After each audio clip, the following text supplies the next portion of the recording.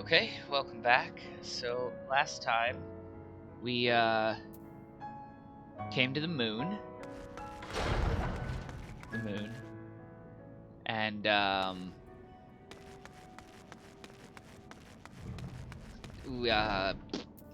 Van Daniel and Xenos set Zodiark free, but bereft of his will, since we killed Elidibus,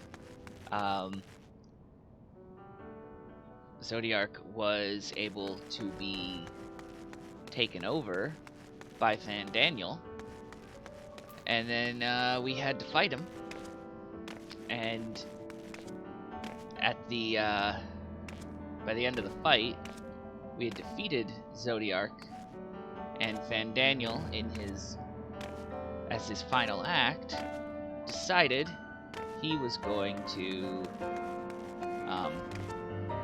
finish Zodiark off, kill him. So Zodiark is dead, and which is apparently going to kick off the final days. And it was Van Daniel's plan for us to kill Zodiark all along. And I would just like to point out that Zodiark is dead less than halfway through the expansion. So, where we go from here is anyone's guess. But Y'shtola, Urianger, and Thancred have joined us here on the moon.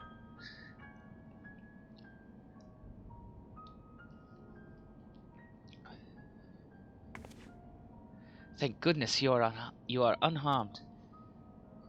We did what we could to subdue the Tempered before making our way here. Not without casualties, unfortunately. Some few detonated explosives, killing themselves and others. The contingent's healers had their hands full tending to the injured and enthralled when we took our leave. Lest you wonder, Mistress Kryl hath also been delivered unto their care. Serving as a conduit for Hydaelyn's power hath taken its toll, but she will recover in due course. As for Alphino and Alize, they insisted on remaining in Garlemald while we three rushed to your aid. It appears, however, that matters here have already come to a conclusion.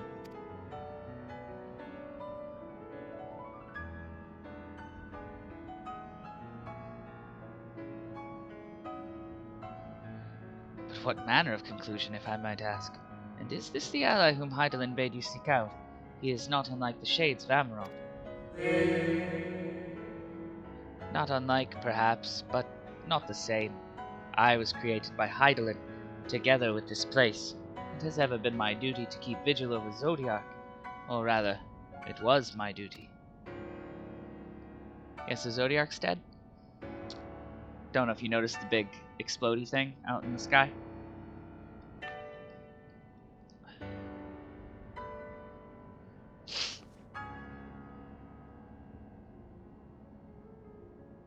Then Zodiark is no more.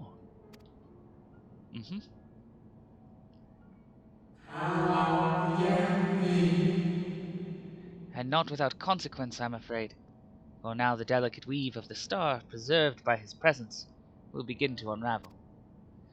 If you mean to avert the final days, you shall have need of... Oh, you okay? Are you alright?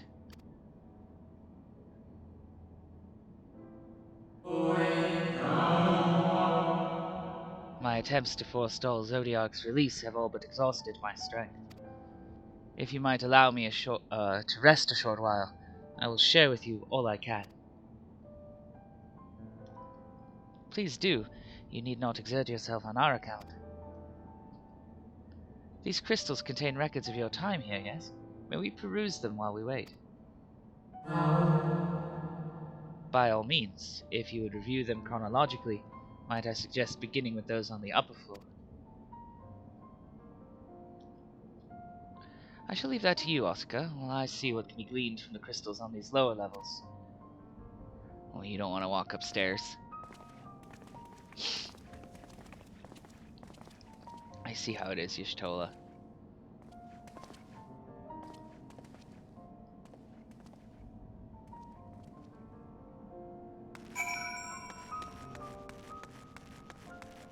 We'll go upstairs.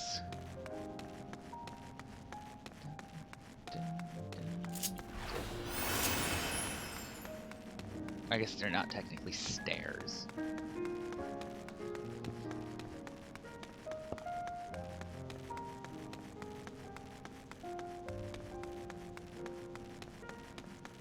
At the top yet? Yes. Dimly glowing crystal. As you gaze into the crystal, ancient knowledge of Zodiac flows through your mind. Daily summary, no abnormalities detected. Daily summary, no abnormalities detected, and so on. These appear to be records of a long, lonely vigil on the moon, dating back to the beginning of Zodiac's imprisonment. Let's find another crystal that has a quest marker on it. Like this faintly glowing crystal. As you gaze into the crystal, knowledge of past calamities flows through your mind. The records describe how, with each rejoining, Zodiac's thirst for freedom grew, as did the strain on the brands. Maintaining Zodiac's imprisonment appears to tax Heidelin greatly. This crystal's warmly glowing.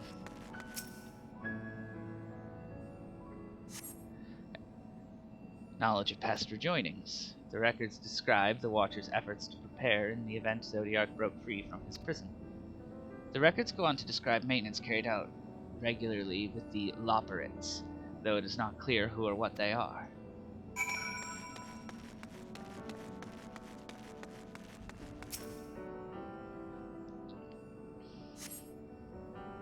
Record of an unexpected visitor. Record notes the Watcher's musings when Elidibus is spotted on the moon, though clearly not for the first time. It is clear he and his brethren have a keen interest in freeing Zodiac from his prison, yet they have made no attempt to destroy the brands. Perhaps they prefer he remain hidden from mortal eyes until the final rejoining.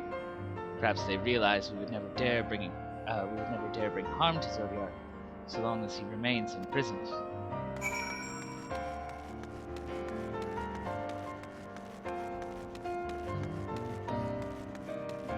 Ishtola? Did you learn anything of import? Maybe? So it is as we suspected. Maintaining the brands requires a great deal of her energy and focus, and this cost has grown higher with every rejoining. That would explain why contact with her has become rather infrequent since the 7th Umbral Calamity. I too made a rather startling discovery.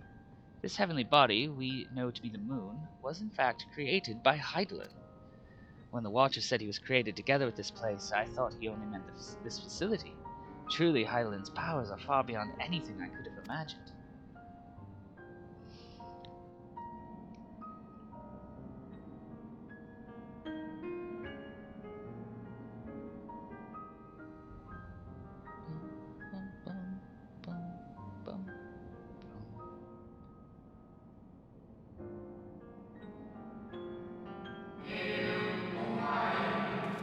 I thank you for affording me this short reprieve.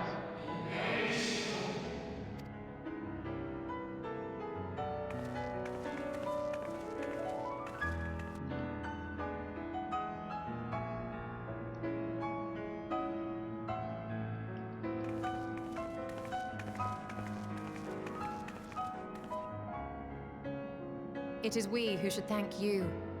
The records stored here are nothing short of extraordinary. There is much we could learn of Zodiac and his imprisonment, but perhaps you could offer us more focused guidance. Pray, tell us of the calamity that came before and comes now again.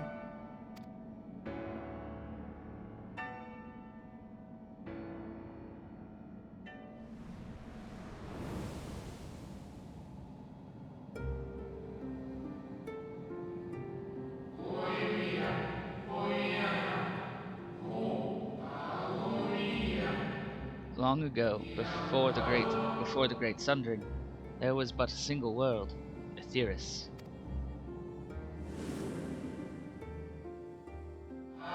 One day, from within the earth, a terrible cry issued forth, effecting a profound change in all manner of life. We were not exempt. Our creation magics ran rampant. giving shape and form to thoughts of hopelessness and despair.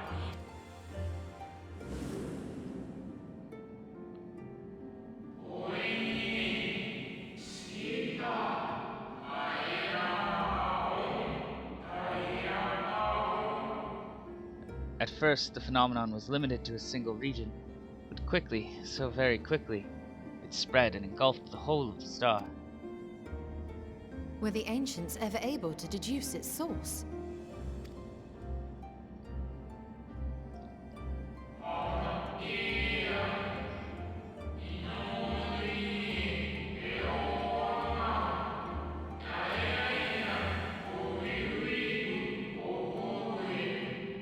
They were not.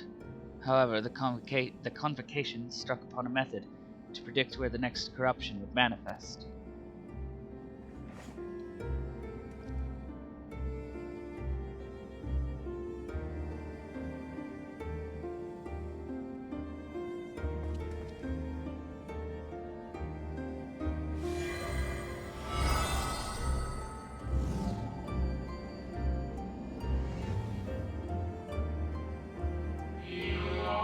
The etheric energies which flow through all of creation in the form of various currents.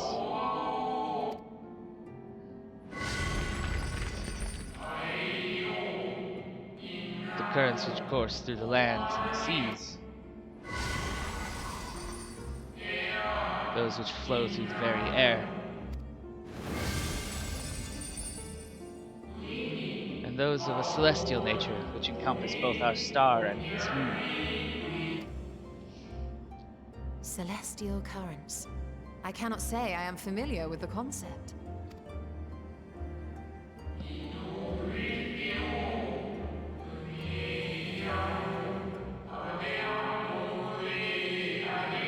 He's so loud, or I'd be able to read over him. Nor would I expect you to be. Few scholars of our time knew of their existence.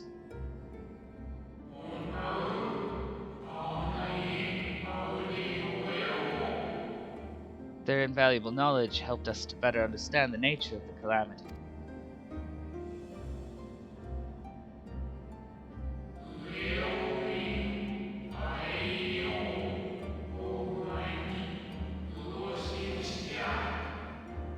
Like the terrestrial ones of earth and air, the celestial currents form a vast network, but the ethereal distribution is not consistent.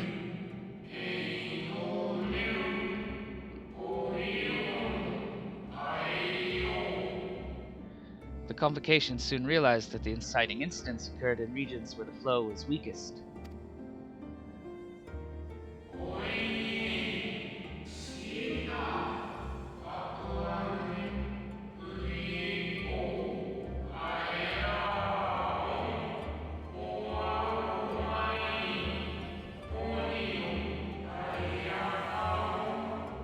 Correlation without clear cause, ultimately. Nevertheless, on closer study, a stagnancy of ether was observed in nearby currents. And so they sought a means to harness the forces of darkness, of activity and growth. Thus was Zodiac conceived. No less a power than a god's could set right the laws of nature and quicken the flow of ether within the star.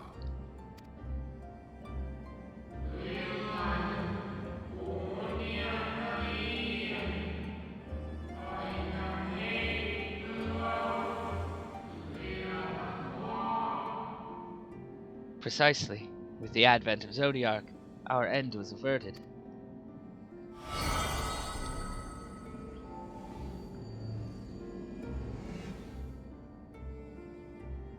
Emmett Selk claimed that those who summoned Hydaelyn did so because they saw Zodiac's power as a threat.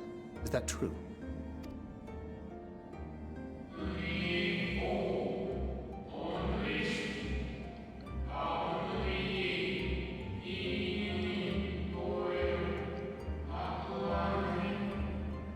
Indeed, there was a faction opposed to Zodiac's creation, but their aim was never to unmake him.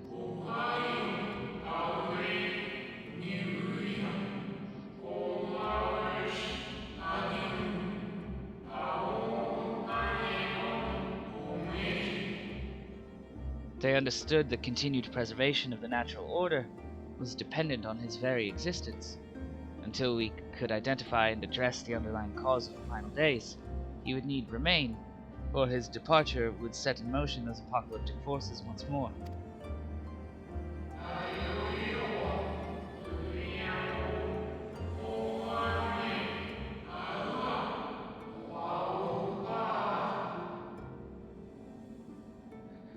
Heidelin recognized this as well, and so, rather than destroy, she sundered Zodiac herself and the star into lesser reflections, that she might confine him in this place.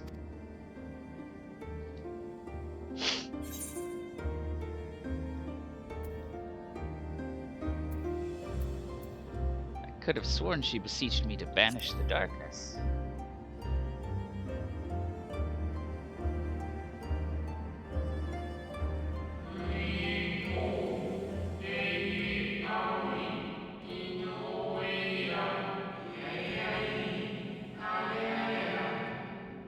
Perhaps she did, but as with all beings, intent is not always in accord with spoken word.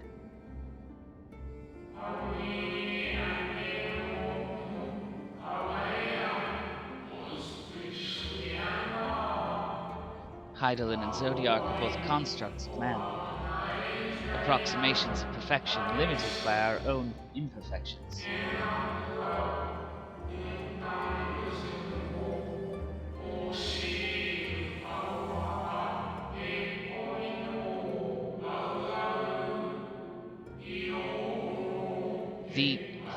The length of time he spends talking is so inconsistent. Like, it'll be 2 lines of dialogue and he'll speak for a really long time, or it'll be a full text box paragraph and he'll say like 2 words. Zodiac was, without question, the more powerful of the two, having been born from the sacrifice of half Aetheris' population.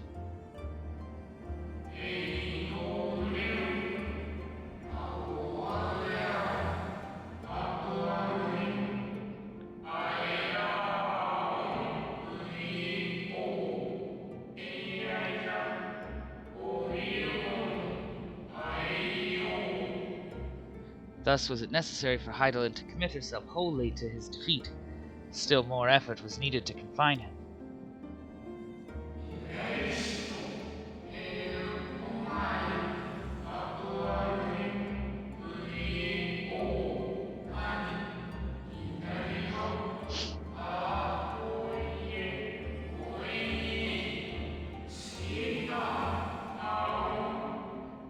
Maintaining the brands taxed her greatly.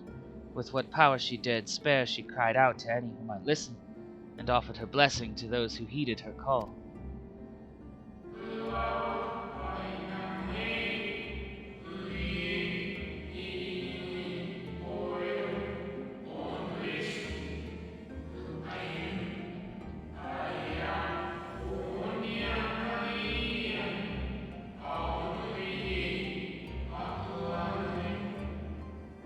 Though it was likely within her power to do so, I believe she did not wish to speak of Aetheris and her history.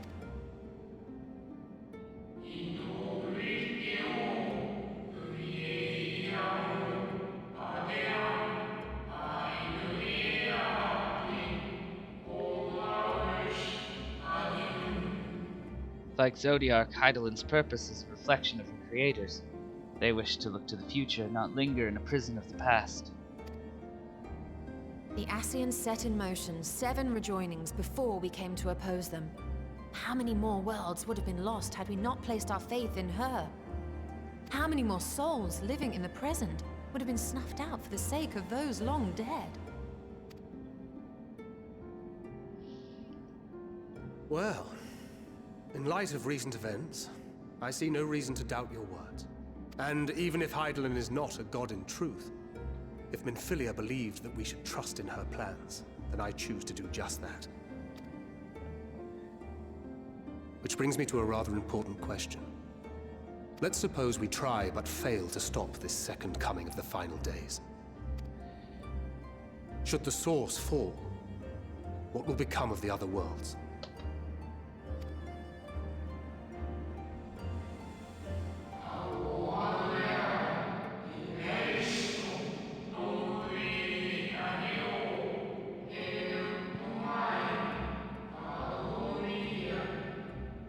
The nomenclature is more fitting than you know.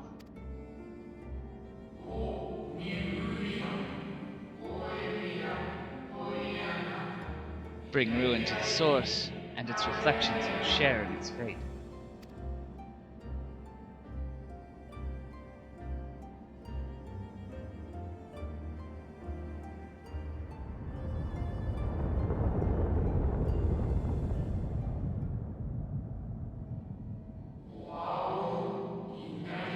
Ah, it is ready.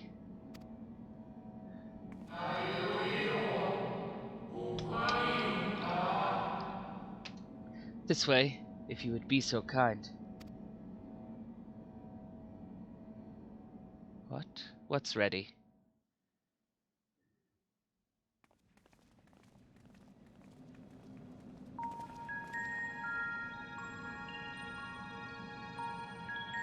What? What is that? Why are there more lasers shooting out of the moon?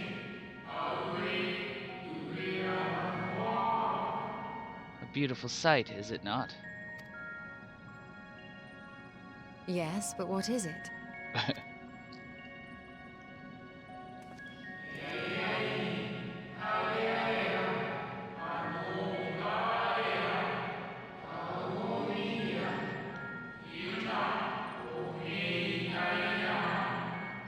Heidelin knew better than any that her power was not absolute. Indeed, she has ever struggled to hold Zodiac and his faithful at bay.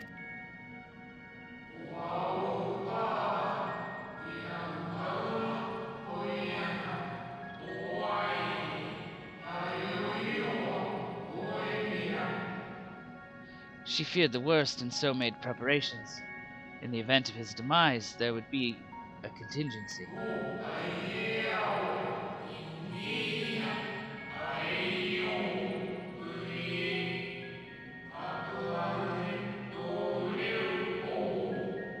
This moon is more than a... Why did the box go away? The moon's a spaceship. You need not go far to find its pilots. In fact, I should be happy to take you to them.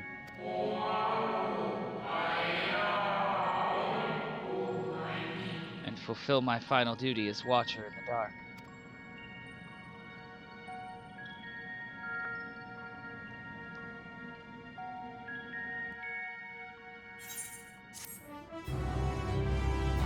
I was waiting for him to stop talking so I could read his lines, and the box went away before I pressed the button.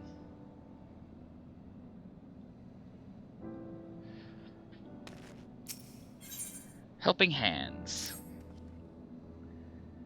The time has come for you to be on your way. The crater at the heart of Mare Lamentorum, where Zodiac was imprisoned, is not so easily traversed, however. Let us call upon Argos, the familiar whom you met earlier. He should have no trouble bearing you across. As Heidelin created me as the Gaoler, so too did she create Argos as the guard. It is his nature to appear when needed, yet he is nowhere to be found. Strange. Mayhap the imbalancing of ether has affected him. Let us make for the crushing brand and attempt to call upon him there. You need but recall the path you walked with Argos before, and you will find your way.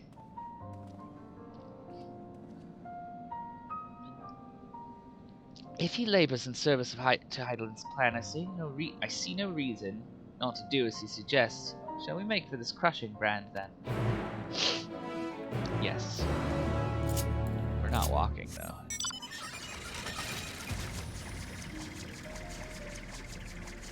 So yeah, the dog's name is Argos.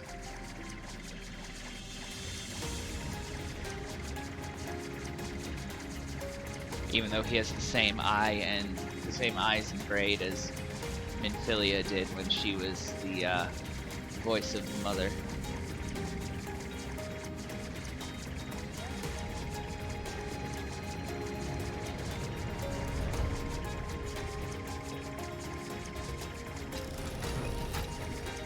How did you guys get here before me? I flew. The place we seek is just ahead, at the Chlorophosgrot. You see, Argos cannot manifest without sufficient concentrations of ambient ether. You would be hard-pressed to find a greater confluence than inside this cavern. Follow me.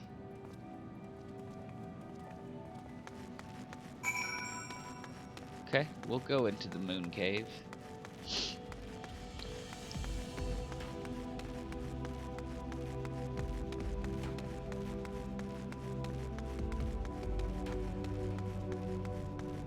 Weird moon monster. Hi, weird moon monster. What? Why are you attacking me? I am 7 levels above you. You're not supposed to even register my presence, or just be too scared to attack me. Gosh darn it.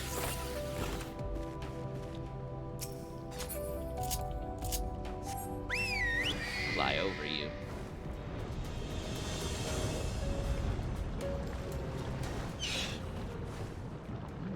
It's like a weird fungus cave. Yes, here will do nicely.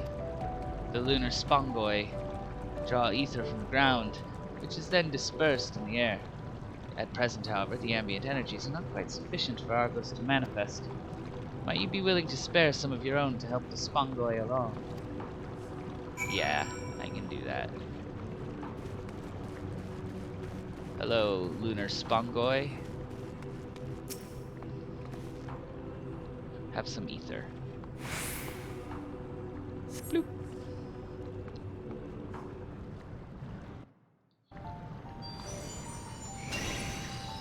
Hello, Argos.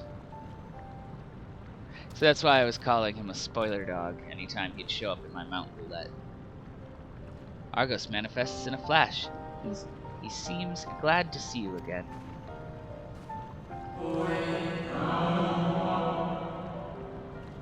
A most fascinating creation of Heidelin's, would you not agree? Should the need arise, he is even able to create reflections of himself on a whim. Though I assure you it is no reflection which accompanied you earlier on the brand. No, Argos was quite eager to be at your side then, as he is now, it seems. I cannot recall when last he showed such an affinity for anyone. Indeed, I thought him more likely to shy away from you and your companions. Perhaps it was more than a sense of duty that compelled him to aid you before.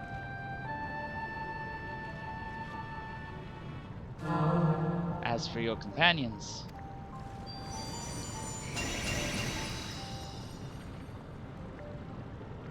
unexpected, but greatly appreciated. I believe we are all ready. Then let us return outside that you may cross the chasm.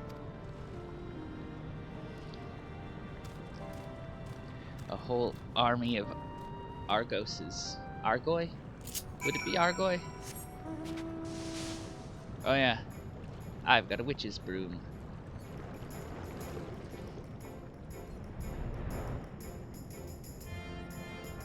It has an ability. What is its ability? What? It lets me cast a spell. I just got this because recently. This is flippin' cool.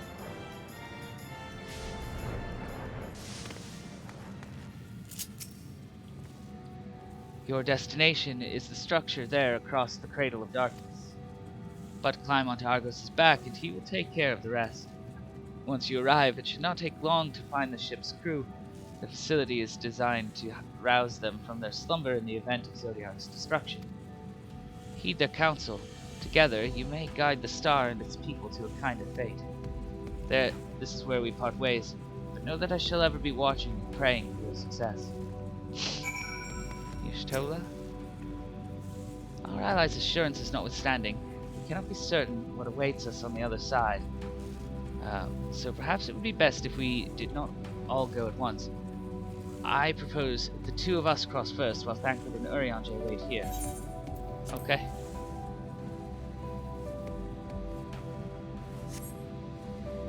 Wow.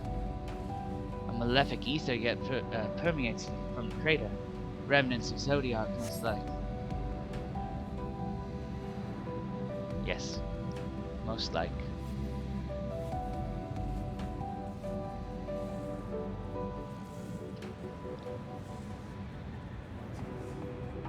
There's another moon cave over there.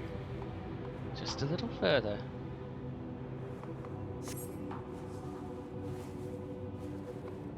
There's a door down here in this chasm on the moon.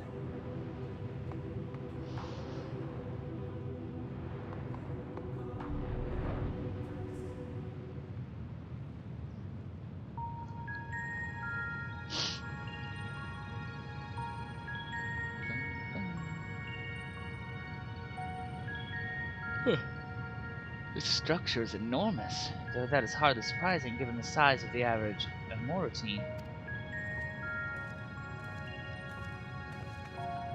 Apologies for the wait. Right then, let us head inside and... Oh?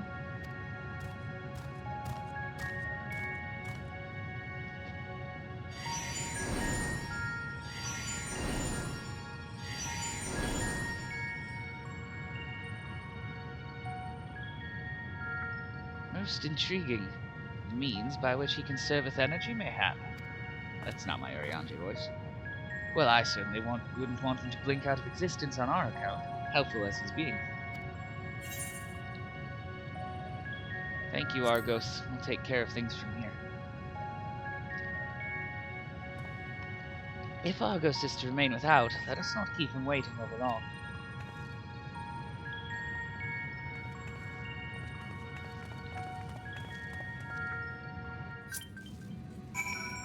I just got mail. From the delivery Moogle. That's what that bleep noise was. The door is very large.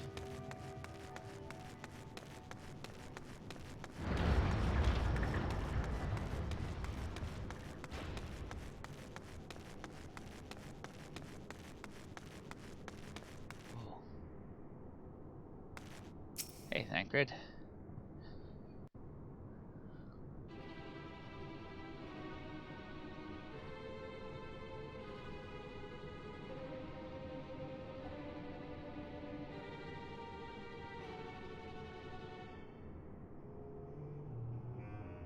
Our moonship pilot should be around here somewhere.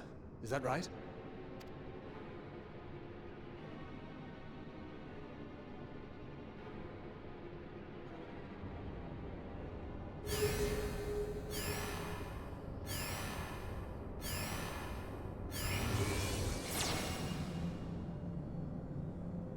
What? There.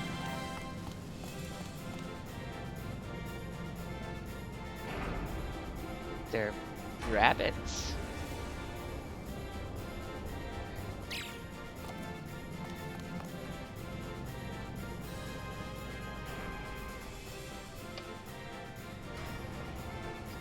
There are so many of them.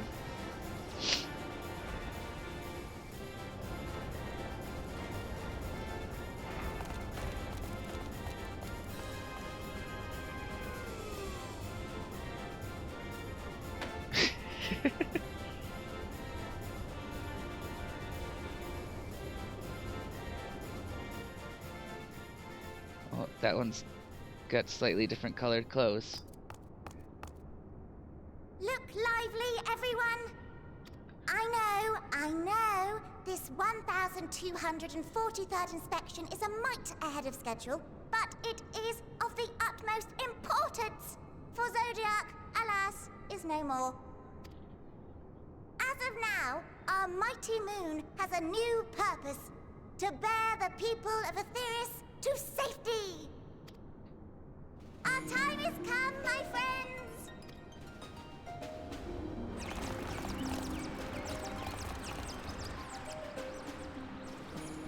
We must be swifter than swift. There is much to do before our guests arrive. I expect your workstations to be immaculate, and don't forget to relay our signal to Etheris. Questions? Yes? No? Maybe so? No? Then hop to it!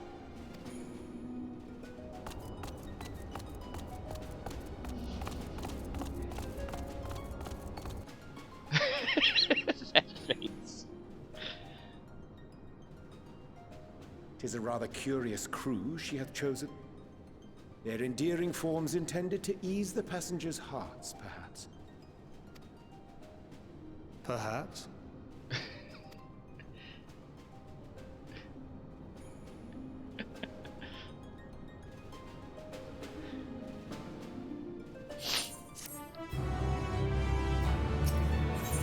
A hairy situation. They must be the Loperates mentioned in the Watcher's records. Not at all what I expected, but the Watcher did bid us heed their counsel. I assume the one who gave that rousing speech is the leader, though we might have to ask about in order to track them down. Come on then, let us be about it.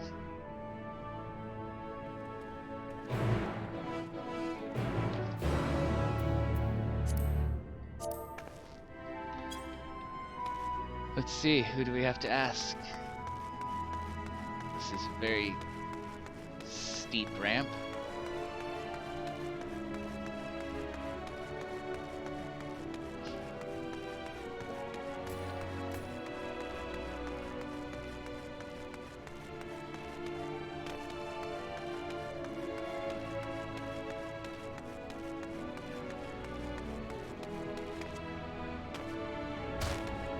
Hello, Chipper Loperate.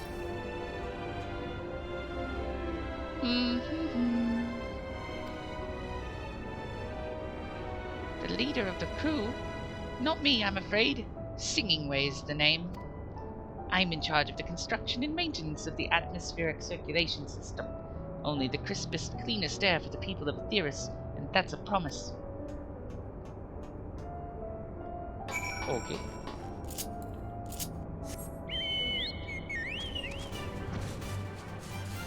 Who else? You? Dozing Loperate. Lem, lem, lem. Leader? No. Sleeping Way. My job is, perhaps I'd better ask.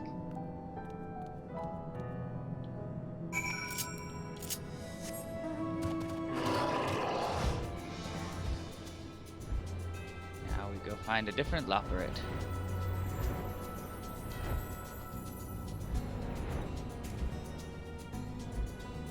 Hello, different Loperate.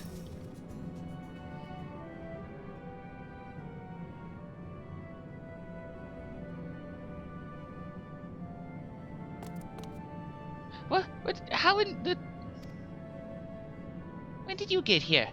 Who let you in? Why wasn't I told? You were the one giving orders earlier? Me? Oh, yes, of course. As the only one around here capable of doing anything properly, it falls to me to take charge of the others.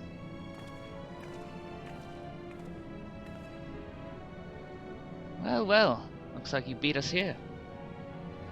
Your friends, I take it? Is this all of them?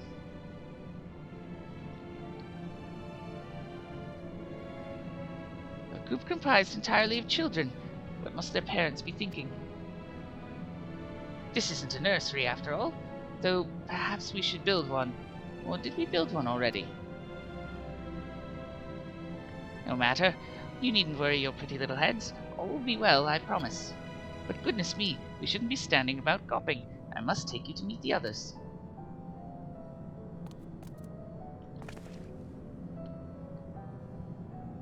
If you could run along back to the entrance, you'll find a path that leads to the central platform on the upper floor.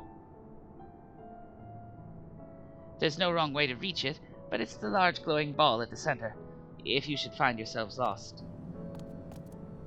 I shall gather the others and meet you there. I can't go as high as they do. Well then, back to the upper floor it is.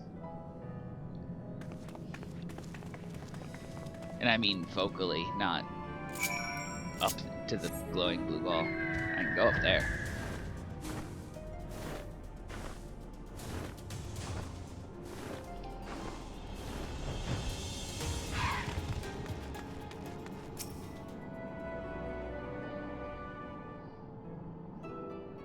bum. Bum, bum, bum, bum, bum, bum. Right, of course. Introductions are in order. Ahem. My name is Livingway, and we are the Loporits, created for the express purpose of commanding this ship and bearing the people of Atheris to a brave new world. More specifically, I am the one whom she charged with the execution of her most vital plans. You might say I'm her right paw. Livingway's the name. Map reader and navigator of the heavens.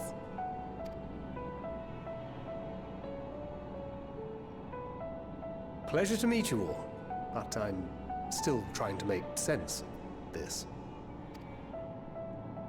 Confusion and bewilderment are completely understandable. Fear not, I shall walk you through it. The people of Atheris, through no fault of your own, I'm sure, set in motion a series of events that, unfortunately, culminated in Zodiac's obliteration. Acutely aware of the imminent crisis, your parents sent you little ones on ahead while they began the necessary preparations.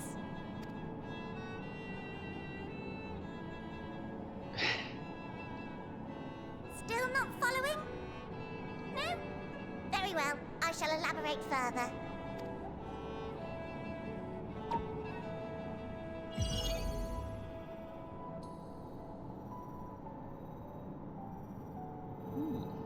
Fancy. Here we have Atheris, your home, and the moon, where we are now. Without Zodiac around to keep things lively, so to speak, the celestial currents of the star have doubtless begun to degrade.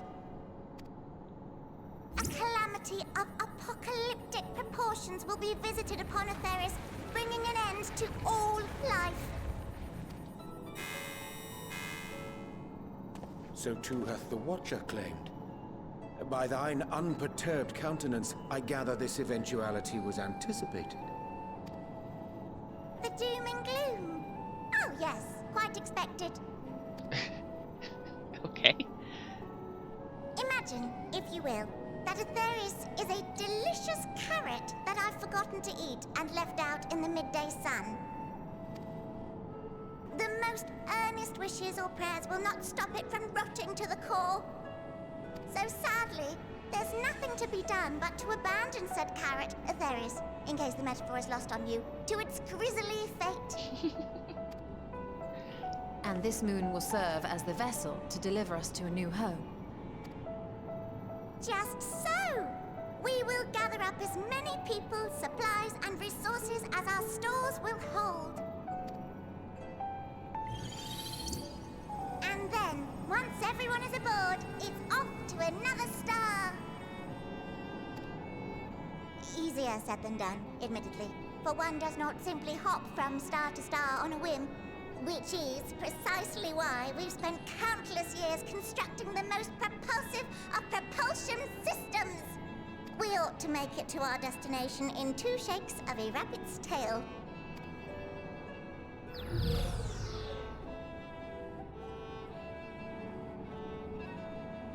Impressive technology.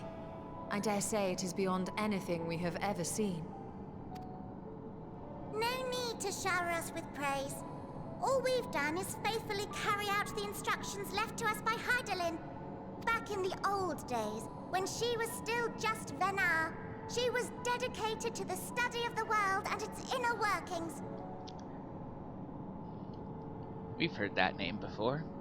She was the leader of the group that summoned Hydaelyn. And the Watcher, the real one, not the simulacrum you met, was one of her fellow researchers. We and this wondrous vessel masquerading as a moon are products of their knowledge and know-how.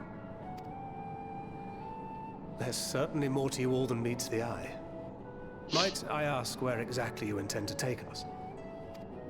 We identified a few promising candidates for resettlement some time ago, but we cannot guarantee that they are fit for habitation.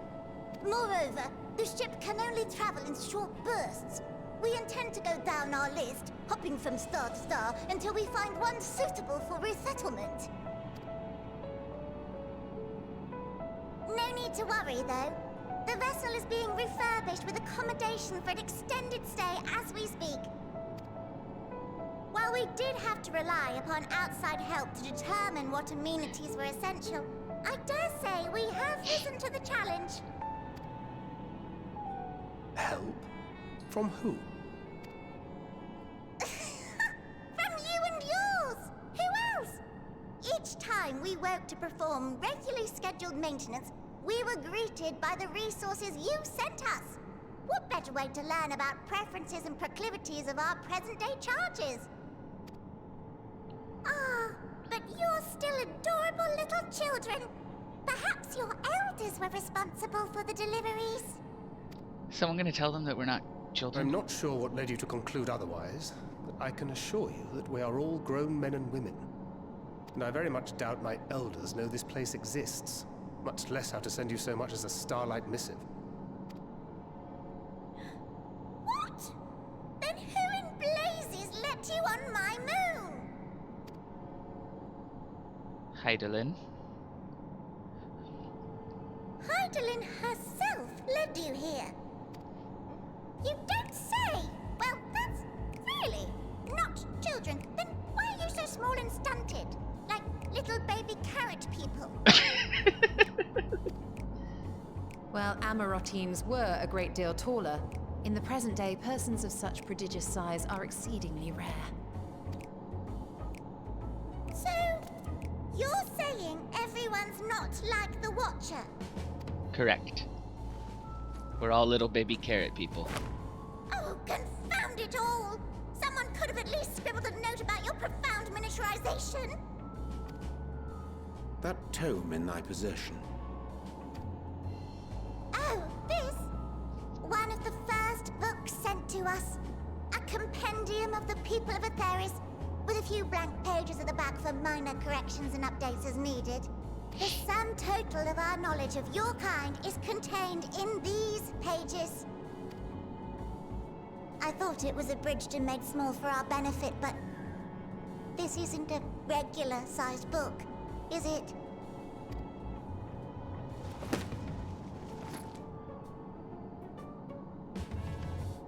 Yep.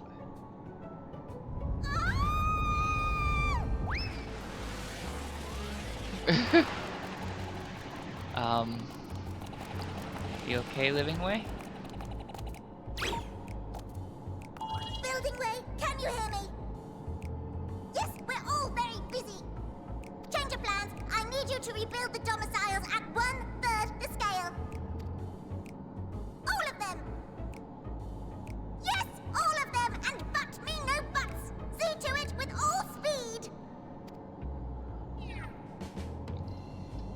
Perhaps you could tell us a bit more about your terrestrial collaborators. Yes, in due time. But first, I'd like to hear more about you, if it's all the same. I'd rather not risk any other complications due to outdated knowledge of our passengers-to-be. Oh, okay. Can you guess who their terrestrial collaborators are?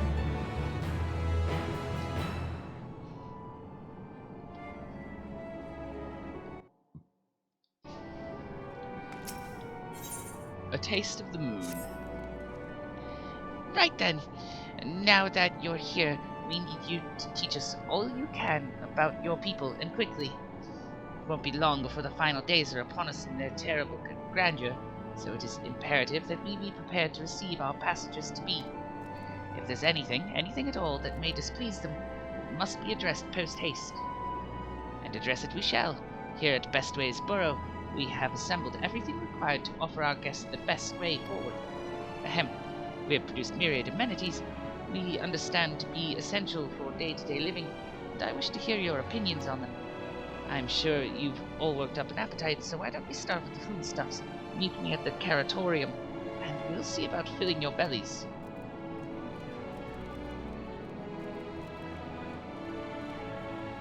She doesn't want for enthusiasm. The notion of Atheris rotting to its core being a matter of course is rather concerning. Nevertheless, let us take this opportunity to learn more of the lawbreads of this vessel.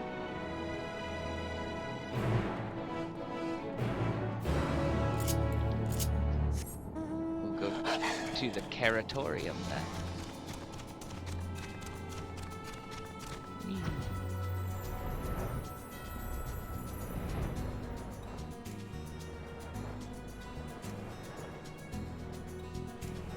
No, I went the wrong way. Like a dummy. There are only 2 doors out of here, and I went to a place that isn't a door.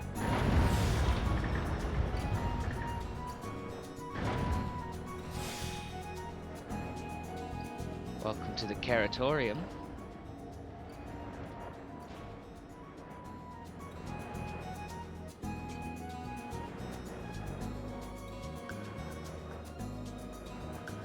Oh.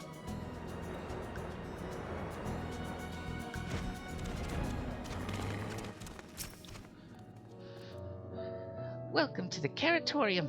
Here we create prototypes of the various sundries required by our soon-to-be passengers. Allow me to introduce the head of foodstuff production, Cooking Way. Pleasure to meet you all. Our work has involved no small amount of trial and error, but after many cycles of painstaking labor, I dare say we have created the finest cuisine our guests could ask for. I've learned all about the essential nutrients for a healthy and balanced diet from the reference materials we received. Why, I've practically worn the words from those individual pages. Naturally, we've also considered ease of growth and production. We will not want for ingredients. I must insist you try some. We have fresh stock recently prepared on account of, well, because we just woke up and we're all quite famished. Hop along the platforms here and you'll find a storage unit full to bursting with delectable delights. Help yourself to anything you like. Okay.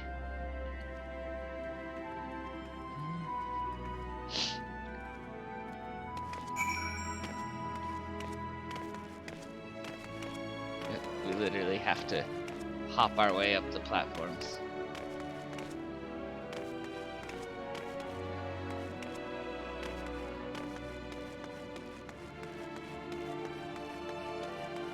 Blasting Way? What do you do, Blasting Way? Those carrots are huge. You open the storage unit and find a rainbow-colored assortment of carrots. You can try the unassuming orange one, the peculiar-looking blue one, vibrant yellow one, or the ominous crimson carrot. Let's try the ominous crimson carrot. The soft texture and redolent aroma of this crimson creation belie its staggering weight. The excessive length and girth only compound the mystery, leaving you perplexed as to the nature of this carrot.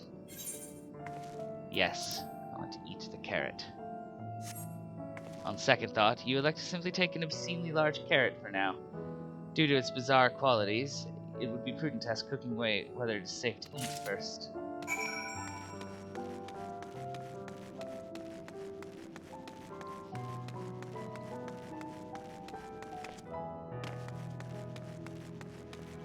Hey, Cooking Way, is it okay to eat the obscenely large carrot? That's Living Way. So, did any of our selections set your mouth to watering? What's up with the obscenely large carrot? Ah, yes, a fine choice. One of my personal favorites, actually. Please dig in, I'm eager to hear what you think. Eat the obscenely large carrot. With great trepidation, you take a bite out of the carrot. The carrot is oddly tender, but as you begin to chew, a rich aroma fills your nostrils. A newfound vigor begins swelling within you. The rumbling of your stomach, however, suggests it may simply be indigestion. What is iron? I have an iron carrot buff. Oh, you find yourself full of vim and vigor.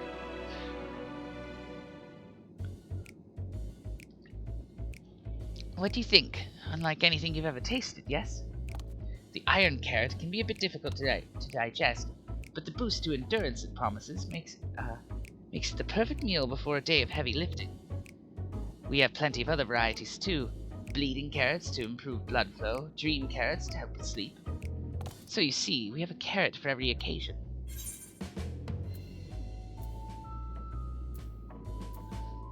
I can certainly see demand for this in Charlian. But what if I don't like carrots? We'll say the one about Charlian. Because it's just carrots. Charlian? What in blazes is that? I take it you too had a wide assortment of carrots to choose from and naught else.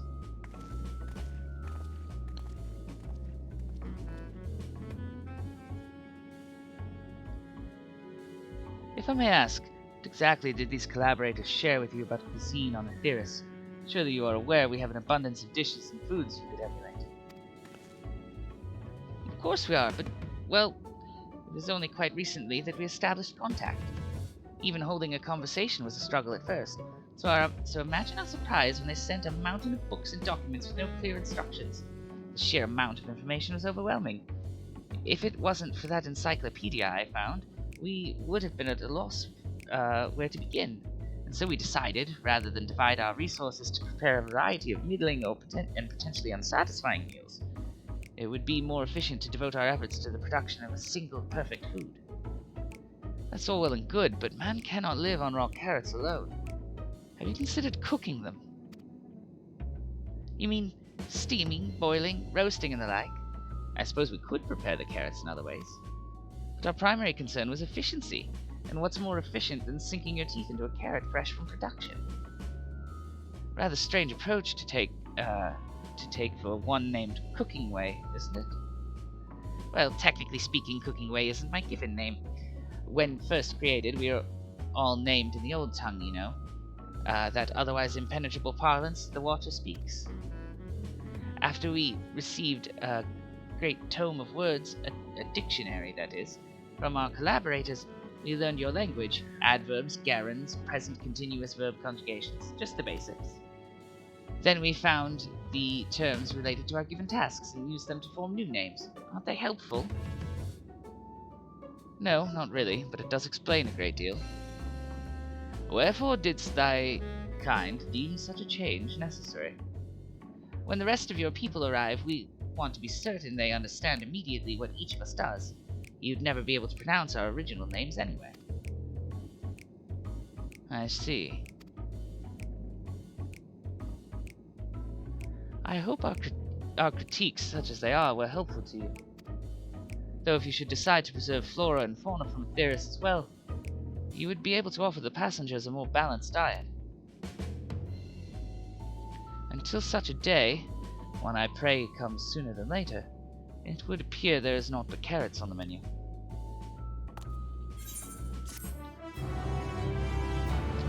It would appear that way, yes. That's where we'll end this video for now, here with the Loporrits and Urianger deep in thought. And next time, see what Living Way has to say.